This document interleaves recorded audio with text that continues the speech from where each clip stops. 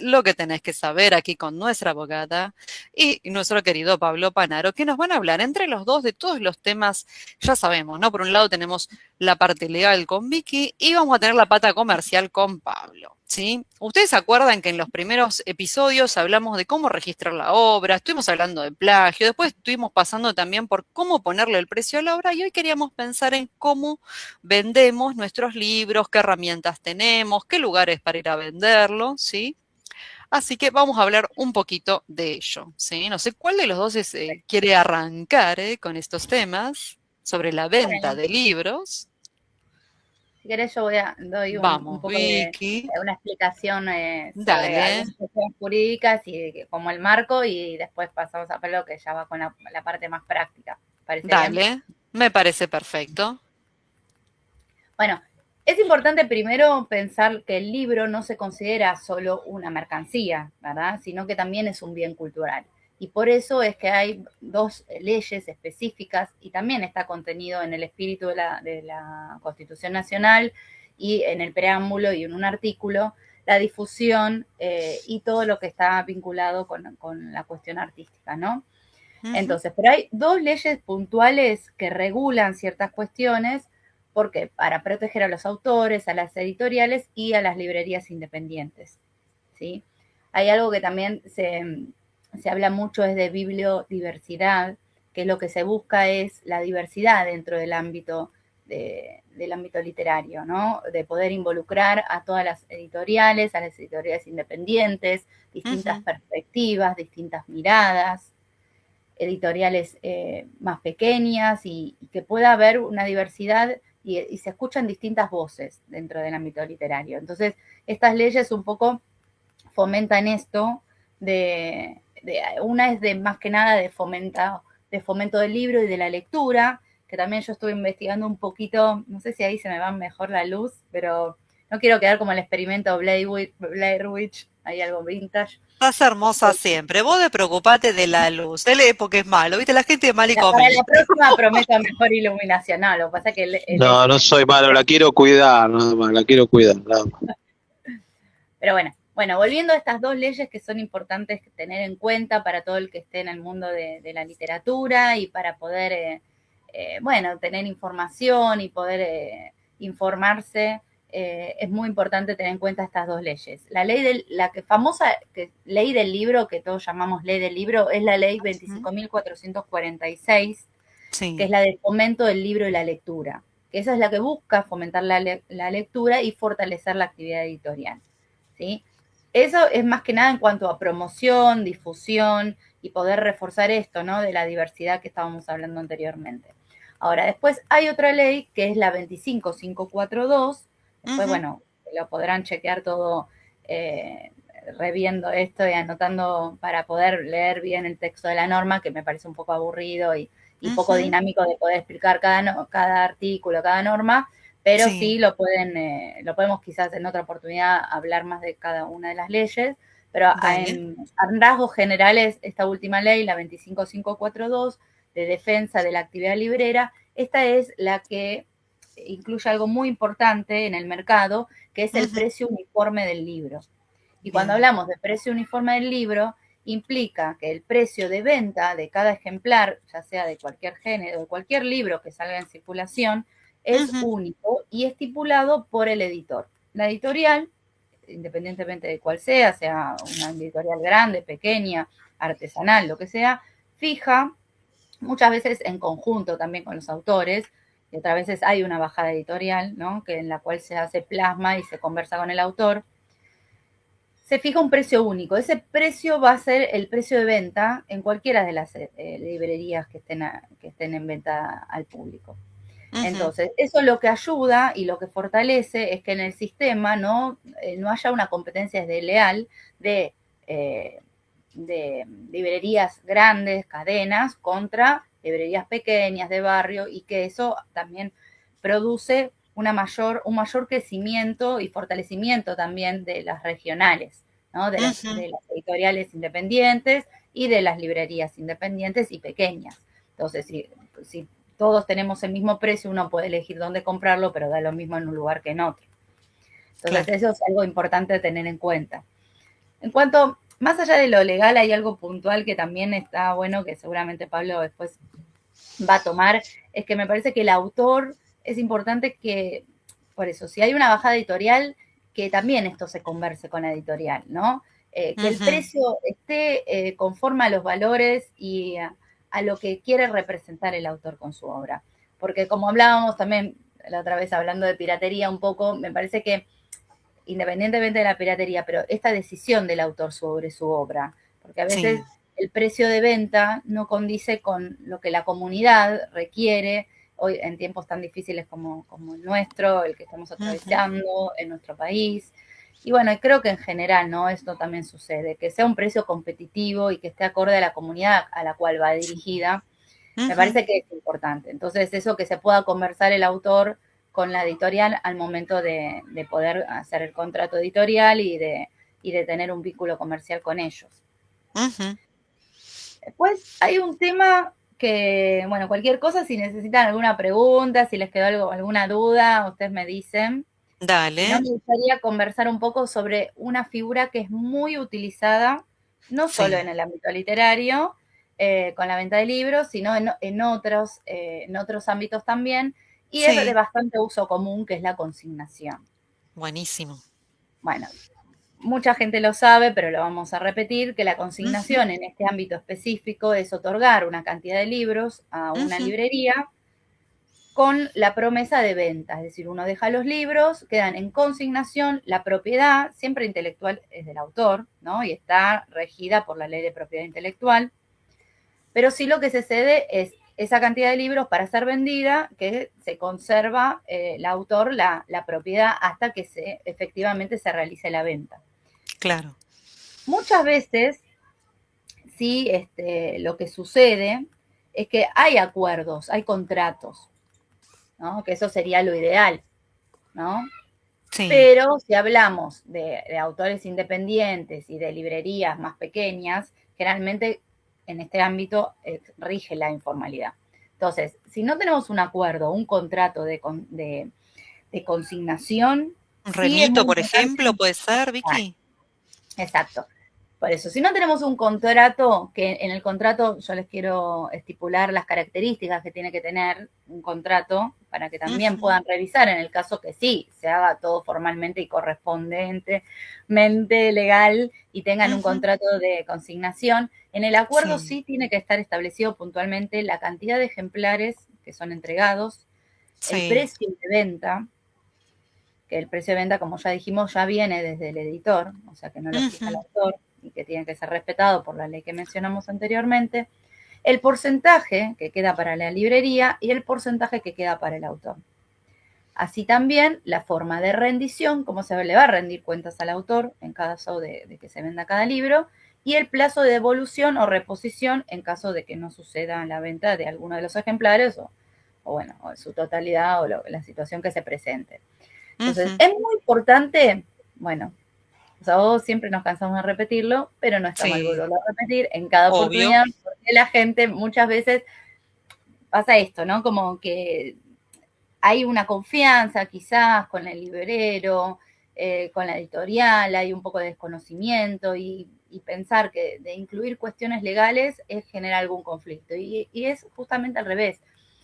La importancia de dejar las constancias escritas, ya sea en un acuerdo, en un contrato o en un remito, como vos bien dijiste, Sí. ayuda tanto al editor, tanto al librero, como tanto al autor. Entonces, no es generar ningún tipo de conflicto, es justamente ordenar y generar una cuestión clara para que no sucedan problemas a futuro, que lamentablemente alguna vez puede suceder, ¿no? Como en la vida, como en todo, puede haber algún Claro. conflicto. Entonces, en el caso que no se proponga por parte de la librería un contrato de consignación, es importante que cada autor en forma autónoma sí Lleve sea su muy remito. firme con esto y claro, tiene que armar un remito que no hace falta ni que tenga ninguna complejidad, ni es un remito simple, una constancia básica, le puede ser útil. A veces, bueno, la gente piensa, no, pero bueno, pero yo le mandé por WhatsApp cualquier cosa, yo acá tengo la prueba. Bueno, ya hace muchos años que en la justicia son considerados los mails, los mensajes de texto, bueno, ya quedaron atrás, pero también Sí. son considerados, y los mensajes de WhatsApp. Pero hay requisitos con respecto a eso como prueba, ¿no? No puede ser Ujú. una simple captura.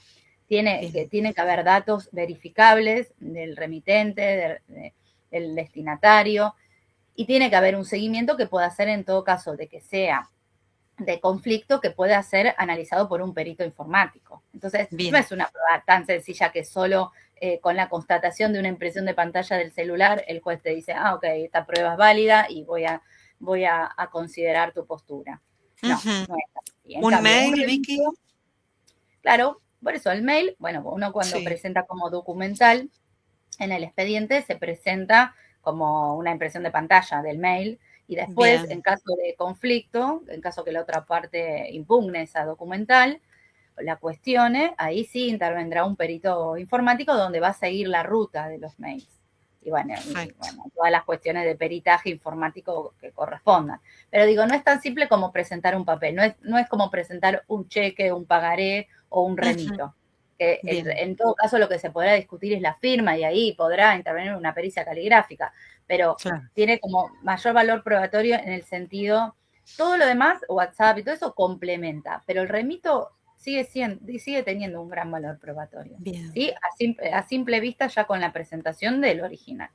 Entonces, ¿qué tendría que tener un remito para cumplir con las características y los requisitos legales que después, en caso de conflicto, puedan ser prósperos en una acción judicial? Ujú. Entonces, ¿por qué? Tampoco puede, si bien no tiene que tener una formalidad extrema, sí tiene que cumplir con requisitos básicos de contenido, ¿no? Entonces, Bien. como cualquier otro documento, tiene que tener una fecha, el Ujú. nombre del autor, de la editorial, Sí. el nombre de la librería, los títulos entregados, la cantidad de ejemplares, el precio de venta, Ujú. el porcentaje acordado, Sí. De plazo de consignación, rendición, digamos, ¿no? claro, el plazo de rendición o devolución, y la firma o conformidad, ¿sí? Siempre la Bien. firma hológrafa, en el caso, o si es un remito, bueno, ahora se está introduciendo a nivel estatal un tema de que se pueden hacer documentos con una firma digital, hay que registrarse, bueno, Sí. eso si quieren en otro video también lo podemos conversar, es un poco más complejo, Dale. pero ya se Sí. está empezando a utilizar eso para cualquier tipo de documento, ya sea Sí. privado o público, que uno pueda poner una firma digital. Y eso es muy piola. Sí. Bueno, me cuesta reconocer cosas piola, pero eso debo reconocer que es piola el Ujú. introducir esto de la Sí. firma digital a nivel de uso público y privado para cualquier ciudadano, ¿sí? Porque esto ya le Perfecto. otorga una validez implícita y no tiene Sí. no puede ser controvertido en juicio por ninguna pericia caligráfica. Entonces, Mira. eso ya te evitas un montón de problemas. Pero bueno, Y una igualmente, consulta, Vicky, cuando sí. decís firma digital, viste, por ejemplo, hay algunas herramientas como Hilo PDF, viste, algunas de esas que vos podés crearte ahí en la misma plataforma, la firma. ¿Tiene que ser una firma digital por alguna plataforma o puede ser una imagen de nuestra firma? ¿Tiene que estar certificado? ¿Eso cómo funciona? No sé si justo... Sí, perfecto. Sí. Claro. Mira, el tema de las firmas a través de plataformas Ujú. o de ponerle de firmarlo, muchas veces se hacía en el ámbito del Poder Judicial, que se Sí. firmaba y después se copiaba y pegaba como un texto, Sí. eh, como una imagen, perdón, en el Claro. mismo cuerpo del escrito, y se presentaba. Bueno, eso ya los juzgados hace tiempo que establecieron que no tiene validez.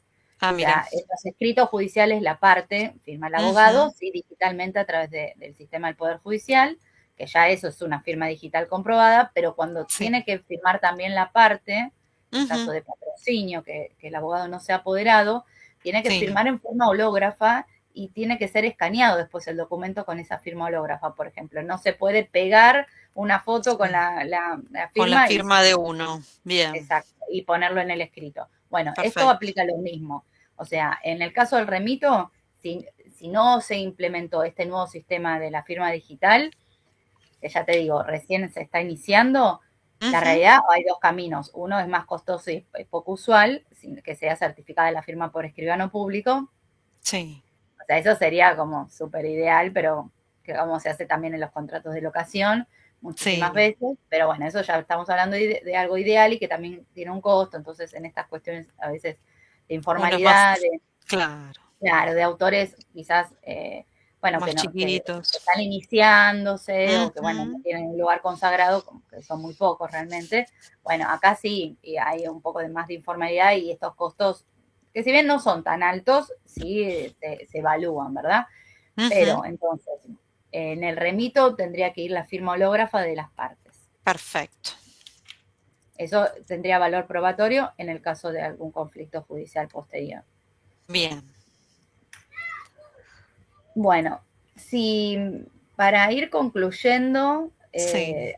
es interesante el tema de la ley de propiedad intelectual, Ujú. pero bueno, porque me imagino que se entiende que cuando uno vende los ejemplares no se está transmitiendo ningún derecho con esa No, venta, no, ¿no? no, Solo solo de la venta. la cuestión Claro. física, los El derechos siempre los libro. conserva el autor y están Ujú. protegidos, como dijimos anteriormente en nuestro El anterior anterior. encuentro, Claro.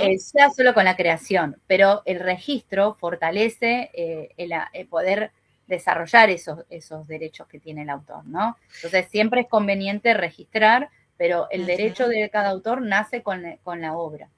Bien. Entonces ya Buenísimo. tienes derechos al haberla creado. El tema es por eso, el Tener la registro es una prueba. gran prueba Ujú. en caso de conflicto. Siempre hay que tener la mayor cantidad de recaudos posibles, ¿no? Porque uno a veces piensa que quizás no sé, no es un autor reconocido públicamente y por eso no va a tener ningún conflicto y la realidad que pueden suceder en todos los ámbitos de la vida. Entonces, a mí me gustaría cerrar con algo Sí. que sucede, que a mí de Ujú. hecho me sucedió en tema de consignación en otro ámbito, no en el ámbito literario, Sí. pero por eso que también esto sucede en el ámbito literario, es qué sucede en caso de que el librero no devuelva los libros en la fecha de la consignación. Mira, ¿qué sucede? ¿Qué Entonces, hacemos? Ah, por eso, bueno, entonces acá nos remontamos a esto que estábamos hablando anteriormente, el hecho de ujú. cómo vos probás que le diste esa cantidad de libros, en ese plazo Sí. tenía que devolverlos, cómo tenía que rendir las cuentas, entonces por Ujú. eso era importante o un contrato o un remito. Pero en el caso, igualmente, de que vos no tengas un contrato o no tengas un remito, alguna Ujú. prueba obviamente habrá que presentar para poder acreditar los hechos que estás manifestando en la demanda, sí igualmente se considera que hay una responsabilidad contractual entre el autor y el librero que otorgó eso, o sea, entre el autor que otorgó esos libros en consignación y el librero que los recibió y los puso a disposición del mercado. Entonces, sí se podría accionar contra el librero. Hay que Ujú. reunir la cantidad de pruebas que uno tenga, que ya hablamos de medios digitales, o bueno, que no son tan fuertes probatoriamente, pero que igual se pueden utilizar. Y bueno, acá es donde volvemos a decir el tema remito, ¿no? O contrato. Pero sí se puede iniciar una acción y basado en la ley de propiedad intelectual, basado en Bien. la responsabilidad, en las normas genéricas de responsabilidad contractual, y eventualmente también pedir daños y perjuicios por lo que ocasionó esa retención indebida de los libros, ¿verdad? Buenísimo. ¿Y si nos También la pasa eso, rendición de dónde cuentas, te... ¿no? ¿Cómo, perdón, Vicky? Perdón, también la rendición de cuentas puede ser cuestionada judicialmente, ¿no? La parte Si no se le rindió económica. cuentas debidamente, todo, bueno, todas estas cuestiones, aunque no haya un contrato, a veces la gente es muy común que diga, pero no tengo ningún contrato firmado, no puedo reclamar, no, sí, es responsabilidad contractual igual, aunque hay un acuerdo verbal. Los acuerdos verbales también son contratos. El tema que Miren, siempre por hay eso, que como probar. hablamos, claro, el tema no tiene la fuerza probatoria porque quedan en la buena voluntad de uno y otro Yo que ya me lo tatué. Prueba. prueba es clave. La gente, mucho, cuando uno entabla cualquier relación comercial, siempre tenés que pensar, ¿cómo yo puedo probar? Esto es tip para la vida. ¿Cómo puedo probar? No, pero de verdad que es súper importante. Yo no sé los juicios que he visto que se perdieron porque no se pudieron probar y la verdad que la Claro. gente y que la parte tenía razón y Ujú. los hechos eran verídicos, le correspondía el reclamo, le correspondía indemnización y lo Sí. perdieron porque no podían probar. Y a veces también las testimoniales, los testigos también ayudan, pero también es Ujú, una prueba a veces muy difícil de conseguir, ¿no? Que alguien te salga de claro. testigo, que puedas probar. Entonces, ¿cómo uno desde su lugar puede probar en la relación comercial que vos estés entrando, tenés que pensar cómo podés probar todo lo que estás haciendo? Entonces ya es ser precavido en caso de conflicto. Y después, bueno, por suerte, la regla común es que uno no va a estar con cualquier conflicto que interviniente en cada relación comercial que entable, pero no está mal ser precavido y siempre pensar cómo probar lo que estoy haciendo y Ujú, tomar los recaudos. Y estos pequeños instrumentos legales son muy importantes porque en verdad resguardan el laburo de los tres, tanto de la editorial, de la librería, como del propio autor. Entonces son ujú. en beneficio de todas las partes. Y sí. Gracias, Vicky. Escúchame No, si nos pasa algo de esto, ¿dónde te contactamos? Si nos llega a pasar algo que, no sé, el universo no lo permita, tocamos madera, pero si tenemos que contactar a nuestra abogada para consultarle, mira, yo dejé 20 libros en tal lado y ay, no me los devuelven y pasaron 2 años o lo que fuera. ¿Dónde te contactamos si tenemos que pedirte ayuda, ayuda legal? sí, o asesorarse, ¿no? Porque también, bueno, Ujú, para poder armar tal cualquier cual. documento y está Sí, bueno, ya lo hablamos otra vez, la sí, vez anterior, el tema de los honorarios, que a veces la gente piensa también. que son súper costosos contactarse con un abogado y la verdad que, bueno, desde mi lugar siempre pienso y tengo empatía en el momento de fijar honorarios y siempre que sea algo que la otra parte le sirva y a mí también Ujú, para poder trabajar y que, bueno, estamos todos inmersos en la misma realidad y situación económica, así que siempre contemplamos, y hay muchos abogados, no es solo por promocionarme a mí real, sí, que consideran, ¿no? Cada cuestión. Y bueno, a mí particularmente me pueden sí, consultar, en verdad por cualquier vía, si me tienen en el contacto de mi faceta poética, no tengo ningún problema, he consultado muchas cuestiones legales. sí. Me pueden consultar por cualquier vía que tengan, si ya me tienen el contacto por ahí, pero puntualmente mi mail profesional que tengo registrado en el Colegio Público de Abogados es estudio jurídico nu, Ujú, gmail.com. Y, perfecto.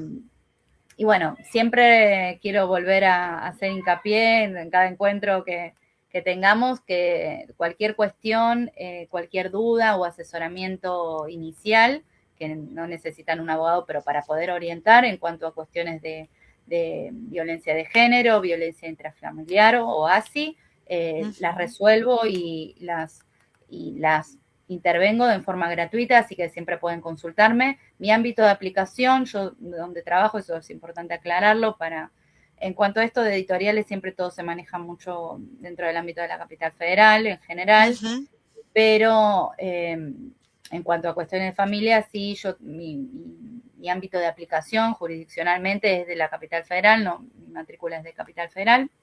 Por ujú. ahora estoy restringiendo mi ámbito profesional dentro de la ciudad por una cuestión de tiempos y de manejo propio de mis cuestiones familiares, Sí, pero bueno, vuelvo a recalcar esto, que estas cuestiones las puedo abordar en forma gratuita, así que bienvenida a las consultas y de toda índole. Así que bueno, muchas gracias por el espacio. no, Me por quedo acá favor. seguir hablando con Pablo y cualquier otra duda que Dale. surja, pero es muy importante esto para informar, ¿no? A los Ujú, autores bueno, que se tome conciencia de la importancia del trabajo, porque a veces creo que cada autor cuando se inicia y todo es como que quizá no le da tanto valor a su obra ujú. y tener en cuenta cuestiones jurídicas y legales al momento de cada paso es también valorizarse como autor y valorizarse como artista, ¿no? Y Es darle un valorizar el marco trabajo, a tu sí. arte y a tu trabajo, que es Ujú. importante, que hay que cuidar.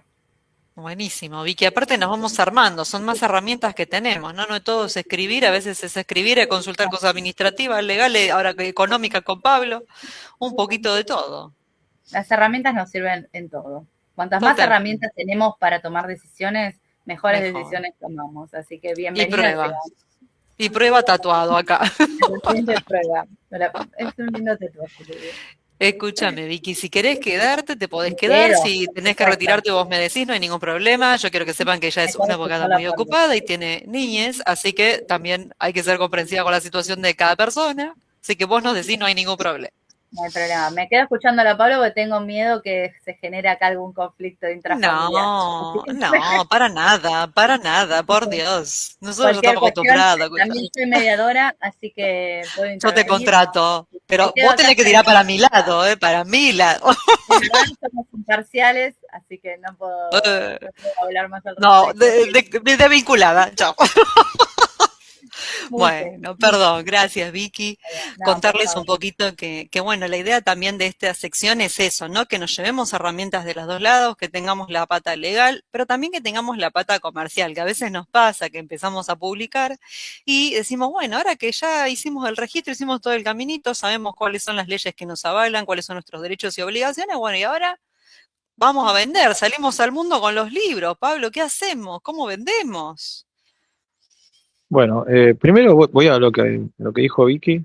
eh, un par de experiencias personales con respecto a lo que dijo ella, con el tema de la consignación. Me acuerdo, yo había dirigido una película entre el 2005, 2006, por ahí, año 2007, eh, sí, 2007, por ahí ya la empiezo a vender, diferentes tipos de contratos fui armando, algunos nacionales, otros internacionales, pero también estaba otra pata de la venta, porque de la venta es como muy grande. Entonces, otra pata de la venta era eh, dejar la película en negocios especializados en consignación, ¿no?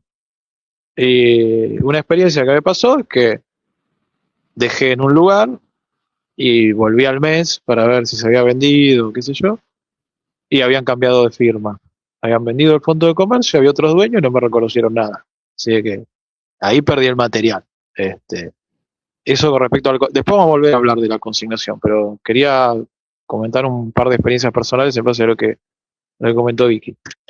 Y la otra con respecto a la firma digital. Este, que hay países donde ya está ok, digamos eso.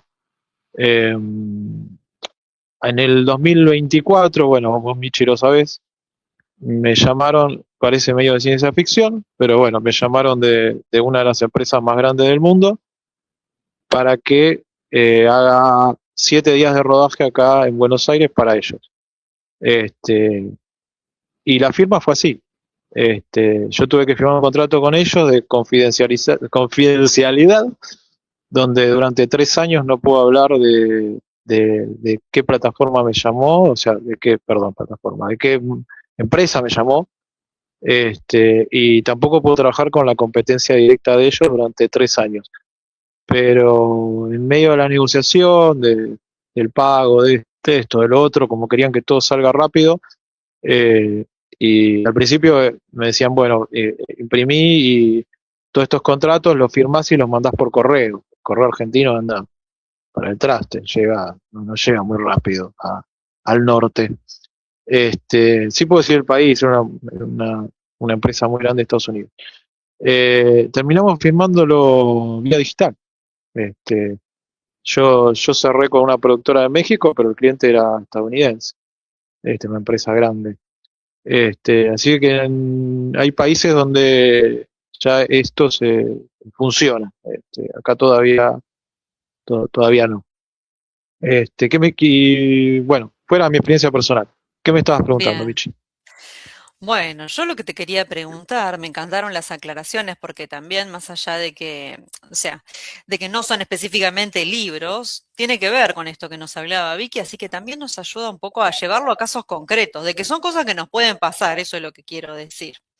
Por un lado, también aclarar unas cosas, ¿no? Decir que nosotros cuando traemos el tema de la venta de libros, introducir un poquito como para ayudar a quienes ven por primera vez el programa y tiene su libro, su fanzine y demás, saber, bueno, qué alternativas de venta tenemos, ¿no? A veces, por ejemplo, Pablo ahora nos va a contar un poco también de su propia experiencia de la preventa del libro como una modalidad, ¿no? De poder conseguir los fondos para imprimir, por ejemplo, el libro. Después tenemos la consignación, que es un poco lo que nos había contado Vicky, ¿no? A través del remito y qué formato legal o qué herramienta legal podemos tener para formalizar y tener una prueba de esa consignación, que ahora también nos va a hablar Pablo un poquito de eso, la consignación a través de librerías, ¿no? Como distintas modalidades. La preventa, la consignación, o sea, la venta. Dejo mi libro en una librería para que la pueda vender y esté a disposición para el público en general.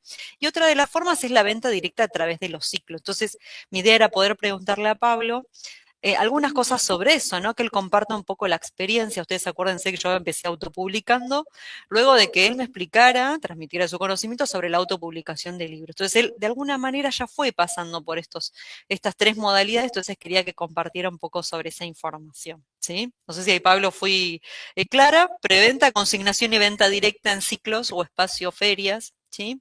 Si nos querés contar un poquito sobre eso. Vamos primero a la consignación, que cuando vi que hablaba, yo me acordaba del eslogan de la película de Clint Eastwood, que actúa Clint Eastwood y Kevin Costner, que dice, en un mundo perfecto ellos hubiesen sido amigos, en este no.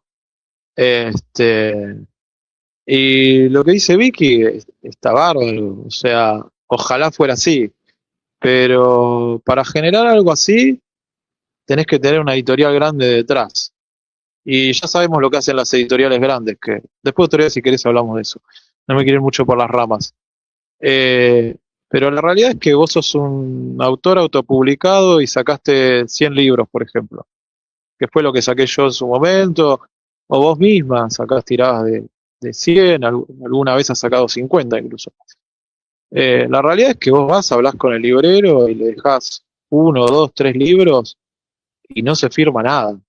Y si le pedís al librero firmar un contrato o algo, te vas acá cagando. Esa es la realidad. Porque no tenés ningún tipo de peso para poder ir a hablar con el librero de igual a igual. O sea, estás como bastante desprotegido. Y si te hace el favor, entre comillas, de poner tu libro, la realidad es que al librero no le interesa vender tu libro, le interesa vender el último de Rolón, ¿se entiende? Entonces van a tirar tu libro al lado del baño casi, y no lo va a ver nadie, lo van a tener de relleno, si es que te lo... Disculpen que sea tan pesimista, pero la realidad es esa, es que si vos no tenés un público, al librero no le va a importar, no te lo va a generar él. Y Entonces me aparte no parece es, que... Sí, perdón Hay un que te interrumpa, no desequilibrio es de totalmente maldad, evidente, claro. igual. No es de maldad, sino que, Sí. claro, en general, como tienen una cantidad enorme, el conocido, y nosotros llevamos dos, viste, es como. Y Vicky te iba a decir algo también, perdón. No, que es una relación donde hay un desequilibrio de poder evidente, ¿no? Entre el autor independiente y la librería, de eso desde ya. Pero bueno, seguramente entiendo que eso sucede, lo he escuchado también en el ámbito, pero bueno, no implica que uno igual exija ciertas condiciones. Bueno, hasta que dé a parar con la persona que realmente pueda recibir tu obra y también que acepte algún tipo de resguardo, porque legalmente es lo que corresponde, aunque cueste. Y quizás hablándolo bien y que se pueda también ir modificando de a poco esta conducta de excesiva informalidad. Digo, es algo un poco utópico, pero hay que empezar a introducirlo. sí, ojalá sería así. Como de parte del autor, decir, bueno, che, gracias por hacerme la gamba, de tener mi libro, gracias por la oportunidad, che, pero me podés firmar esto, así nos quedamos tranquilos los dos. O sea, como de ir planteándolo para que se vaya cambiando un poco también esta práctica de excesiva informalidad, que también perjudica a todos en un punto. Hoy lo que Sin más se usa como, es un mail igual, por las dudas, así como en el ámbito más sí, habitual más, es el mail, ponele. El mail no se alcanza, Vicky, digamos, más o menos, sí. sí, por eso, sí, lo ideal siempre, bueno, uno va de lo ideal y después, bueno, pero siempre tener algún Sí, tipo va de prueba, bajando. eso sí. Sí, Pero bueno, está sí, la bueno que realidad es que, cambiando el paradigma de la informalidad imperante. ¿Entendés? Porque digo, en sí, algún la realidad es momento que hay quiebre. Pero bueno, no te quiero eh, interrumpir. No, la realidad es que el dueño de la librería te dice, pero me está dejando 2 libros, creo que firmó un contrato por esto, dejate de joder. O sea, esa es la realidad. Lo que vos planteás es un ideal, y ojalá así fuera. Pero yo te digo el punto de vista del tipo que ha pateado mucho la calle, y te encontrás con eso. Yo cuando dejaba las películas era, bueno, era decir, trato de confiar. Había lugares que sí ya conocía a los dueños y era otra relación y tampoco firmábamos nada, era de confianza. La otra cosa muy distinta es cuando vendés derechos, pero bueno, no es el tema hoy de vender derechos, pero cuando vendía derechos, tanto derechos no exclusivos por lo general a diferentes territorios, ahí ya la cosa es otra. Sí, se firman contratos, se hace otro tipo de arreglo. Eh, pero en este caso es como bastante difícil cuando las tiradas son tan chicas. Eh, yo siempre lo que recomiendo a- al autor o al que haga lo que haga es que antes de pensar en vender piensen en crear un público. O sea, crear un público, crear un interés sobre vos o sobre tu obra. Porque eso después va a ser lo que te va a ayudar a vender. Yo puedo contar en base a mi experiencia de cuando edité mi libro, cómo fue que lo vendí o lo prevendí. Eh, yo no tenía la menor intención de escribir un libro.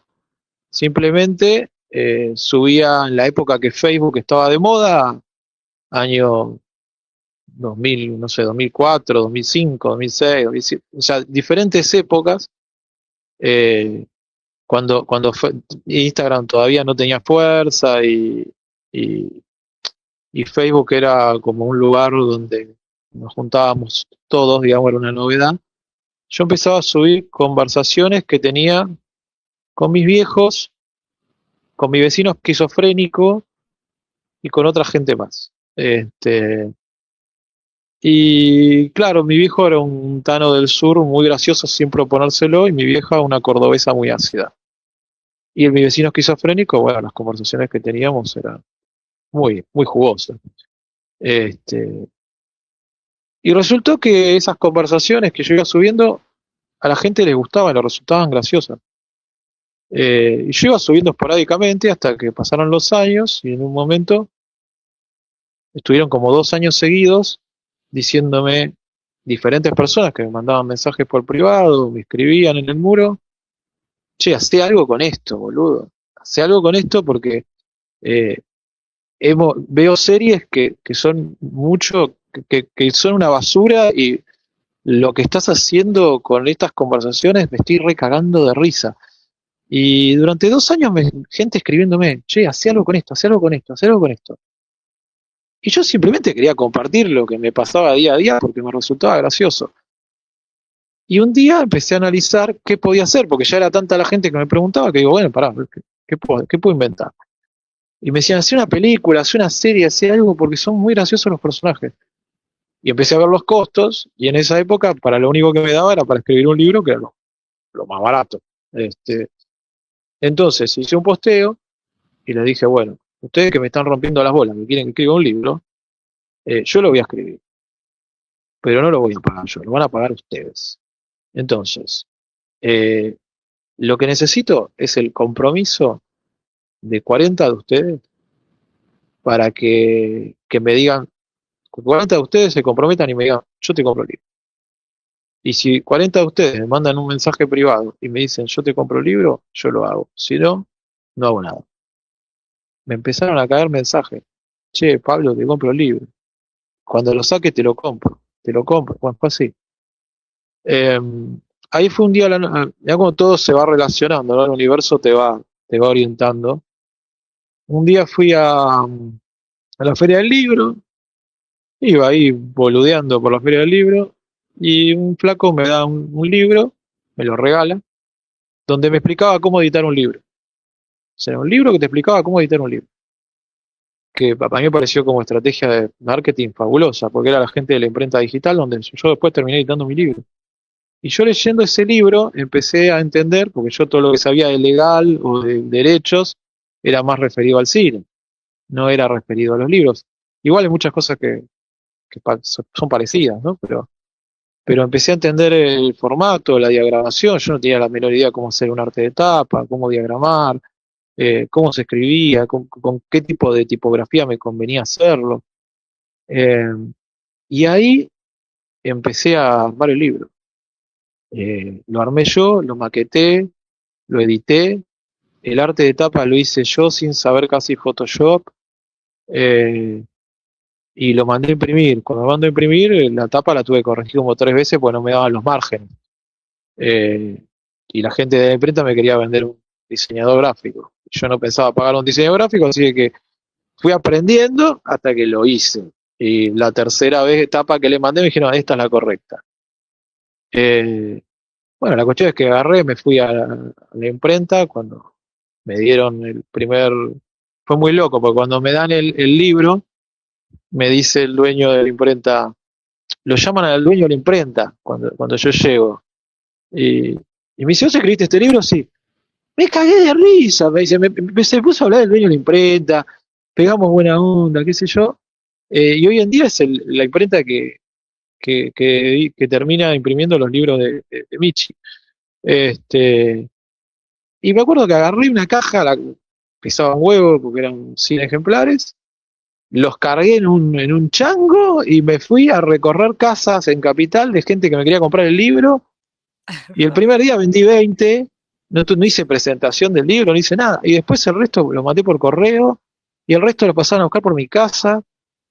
Y, y yo sabía que con 40 zafaba el costo.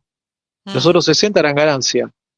Y bueno, zafé el costo y obtuve una ganancia que no te haces millonario vendiendo 100 ejemplares, pero podés cumplir tu deseo, tu sueño de hacer el libro, y de venderlo y de ganar algo de guita. En mi caso, la vi por ese lado. A ver, supongamos que vos estás encerrado en tu casa, escribiste el libro y no conoces a nadie. Bueno, empezá a ir a ciclos donde haya gente que lea y te vayan conociendo. Abrite un Instagram de escritor y empezá a subir fragmentos, empezá a compartir pedazos. Nadie te va a robar el cuento. Y si te lo roban, si hiciste todos los, digamos, El registro que todo lo que ya indicamos. hablamos, claro, que hablamos en otros programas, no vas a tener ningún problema. Pero las redes ayudan bastante, más que nada hoy Instagram, pero empezá a activar el algoritmo para no sigas a la señora que hace torta, no, seguí otro escritor y el algoritmo te va a relacionar con editoriales, escritores, etcétera, y entonces empezá a buscar gente de tu nicho. Y de esa manera te vas creando un público. Y de esa manera vas a poder vender después. Pero creo que el primer paso es crearte el público. Siempre a alguien le va a parecer interesante lo que haces o lo que escribís. El tema es encontrar ese nicho. No hace falta publicarlo en 2 millones de lugares. O sea, las marcas ya lo entendieron.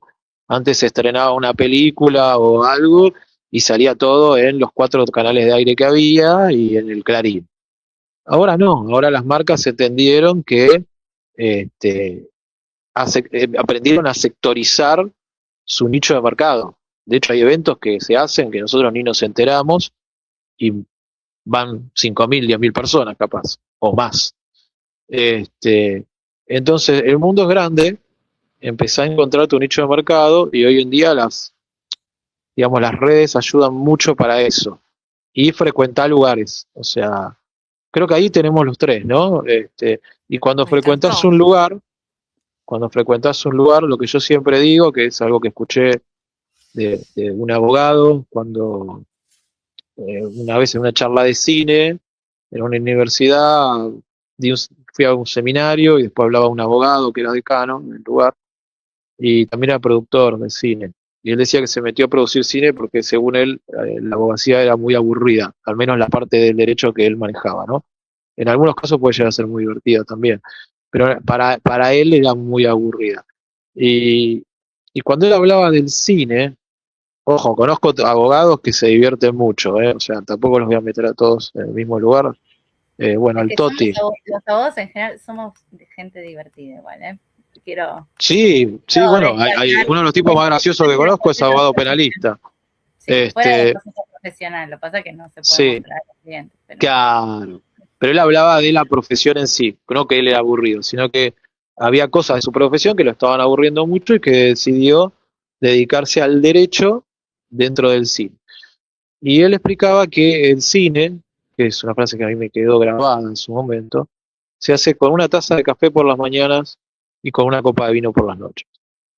Y después escuché otro tipo, que era el que vendió Nueve Reinas al exterior, que también decía lo mismo, decía, en los negocios se hacen con una copa de champán por la noche, decía él, pero asegúrate que la copa siempre sea la misma, o sea, del ridículo no se vuelve, o sea, no puedes vivir roto, quebrado, hecho mierda, porque nadie te va a tomar en serio, eh, y nadie te va a comprar nada así, o sea, también hay que cuidar qué imagen vas a dar, o sea, y cómo vas a manejar esa imagen.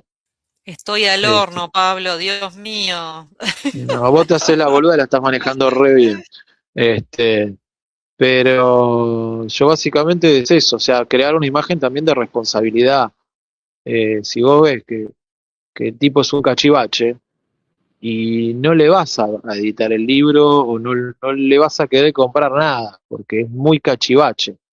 En cambio, si vos ves otro tipo de impronta y te tienta a comprarle cosas también, porque también la gente compra a quien sos, o sea, también tenés que caer bien. No digo con eso ser un aburrido, ni nunca excederte en nada, hablo de otra cosa, hablo de no caer en esa cosa, me hago el artista y porque como me hago el artista soy un lumpen roto, quebrado, y después llego y cuando voy a leer estoy tan dado vuelta que no puedo decir tres frases. Voy a esos personajes, no a un personaje que puede llegar a ser atractivo, divertido, gracioso. No somos nosotras, claramente. Bueno, eso hay que cuidarlo también. Pero bueno, no sé si me querés preguntar algo más. Espero que haya servido y no haberme ido a la mierda, porque yo siempre hablo y después termino en cualquier lado. Vamos a Me sumar pasa. a Sabri también, si se quiere sumar. No, por favor, estuvieron espectacular. Les tres, hermoso, divino. Me gustaba un poco esta mezcla, ¿no? Que pudiera como haber este cruce entre lo legal y lo económico, que a veces, nada, está bueno que podamos cumplir igualmente con el remito. Si lo podemos pedir, lo pedimos y nos lo dan buenísimo. Y si no, con un mail vamos. Pero también que tengamos la pata económica del mundo real, esto que vos contabas, Pablo, de qué es lo que nos puede pasar cuando vamos con nuestro librito dos o tres a dejar en consignación, si conviene ir a la librería, si conviene ir a la feria. Otro día vamos a hablar de ferias, que a mí me encanta hablar de ferias, me parecen lugares riquísimos, ¿no? Desde la feria más conocida hasta ferias pequeñas, ¿no? Como el Festigráfico Matancero, la Feria del Libro Punk, lugares donde se vive la comunidad. Yo me quedo con la Sí. feria y con las redes. Bien, Yo evitaría las librerías. bien, está Sobre todo si bueno. sos un autor chico. Después, bueno, ya, si movés otra tirada, se habla de otra manera, ¿no? Pero tenés Ujú, 50, 100, movelos vos. Este, vale, sí. te va a ir mejor. Está bueno, Pablo, el punto de vista que, y chicas también, el punto de vista que él trae, porque es como más de lo concreto, ¿no? De lo que él vive, tanto con las películas, ¿no? Que él mismo fue autogestionado con sus primeras películas y las vendía, como contaba hace un rato. Después también incluso la vendió a otros países, que otro episodio vamos a hablar un poco de eso, y lo mismo con su libro, ¿no? Poder hacer la impresión basada en la preventa.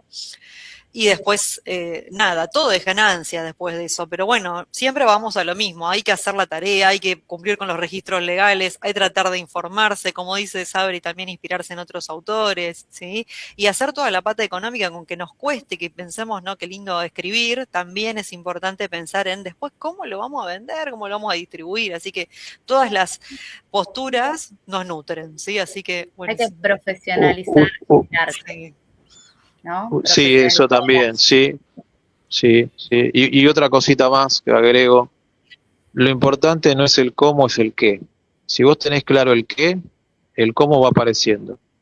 Va apareciendo, van apareciendo las respuestas, va apareciendo gente en el camino que te va a ayudar, pero vos tenés que tener en claro qué querés. Una vez que ya tenés en claro qué querés y arrancaste, el cómo aparece solo, se los aseguro.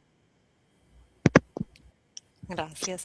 Sabri, ¿querés sumar algo a lo que comentaba Vicky, a lo que dice Pablo? A lo que dice Pablo, es verdad Dale. lo de Instagram y lo de la comunidad. Justo ayer fui a la Feria del Libro a escuchar a una chica que yo sigo mucho, que fue a la primera noche, a la primera vez que yo fui a la noche de cuentos, Rocío Llana, vos la conocés. Ay, no Sí, me porque te he acuerdo de ella, qué visto. mal. Sí. ¿Por qué? Eh, Ella da siempre, todos los años en la Feria del Libro, da charlas Sí, distintas sí, con distintos temas. Y ayer era el tema de la literatura y las redes, uno de los temas. sí, Y una de las cosas que ella decía era que te potencia un montón a los ujú, escritores, esto de, como sí, dice Pablo, de seguir cuentas afines. O sea, claro, porque si tú seguías a la señora que hace torta y vos escribís, es como que no tiene afín. Generar Entonces, una yo comunidad. claro, generar una comunidad, esta chica dice, eso te potencia también y sirve. Y yo hace unos años atrás hice un curso con una escritora que se llamaba, no, se llama Judith Miguel, y ella también en el curso era para escritura, pero en el medio siempre sí, nos decía eso, de que había que hacer una comunidad, que sí, Internet ayudaba mucho para eso. ¿Por qué? Porque vos así te asegurás la venta del libro, Sí, que eso es claro. dentro de muy tu público. importante. Así que eso es muy importante lo que dijo Pablo. Sí, una cosa más. No estoy en contra de las vendedoras de tortas. Sí.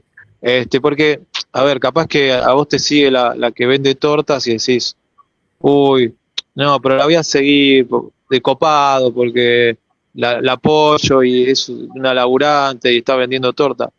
Seguila desde tu cuenta personal, no de tu cuenta profesional. De tu cuenta profesional seguí gente vinculada a tu nicho. Porque si no el algoritmo te va a tirar tortas, no te va a tirar escritores, ni editores, ni eventos culturales referidos al tema. Entonces, si vos querés empezar a seguir gente emprendedora de otros palos para apoyarlo, porque también está bien, bueno, armate un Instagram para eso, pero desde Sí, tu cuenta profesional, apuntalo a a eso. algo profesional para que te caigan, porque también te van a caer propuestas vinculadas a eso. O sea, los clientes tuyos eh, salen de diferentes lugares, pero una de los lugares es el algoritmo. A mí cuando me pasó con la empresa esta que me llamaron en el 2024, que cuando me escriben yo pensé que era una joda, eh, claro, yo tenía un programador en una época que cada vez que yo subía algo, posteaba, él ponía la palabra filmmaker, pero ponía la palabra filmmaker cuando, en el año 2008, 2009, cuando nadie la usaba. Entonces hay un montón de cosas asociadas en Google, porque todo lo que vos ponés en comunidades abiertas, Google lo lee, que están asociadas a mi nombre y la palabra filmmaker. Entonces, cuando yo les pregunté, ¿cómo me encontraron? Me dice, no, pusimos filmmaker en Buenos Aires. Y fue la primera persona que aparece sin pagar. De ahí fuimos a tu Instagram. Y de ahí vimos tus trabajos. Y de ahí fuimos a tu canal de YouTube. Y al dueño de la empresa le gustó. Porque resulta que el dueño de la empresa en México, en sus comienzos había hecho bodas también. Esto era para otra cosa, nada que ver, o sea, algo sobre algo muy argentino, eh, que tiene que ver con el mundo de la historia argentina. Y bueno, me hacen una propuesta bastante interesante y, y yo les digo, pero esto que me estás pidiendo es muy complicado, o sea, por aparte querían que lo haga todo solo. Y me dicen, sí, pero sabemos que lo puedes hacer. O sea, yo no tenía la menor idea de que podía hacer eso, pero los tipos ya habían estudiado todo tanto que ya sabían que lo iba a hacer y que se los iba a entregar en tiempo. Entonces, por eso también es importante todo lo que vos vayas metiendo en redes, las palabras claves, los hashtags.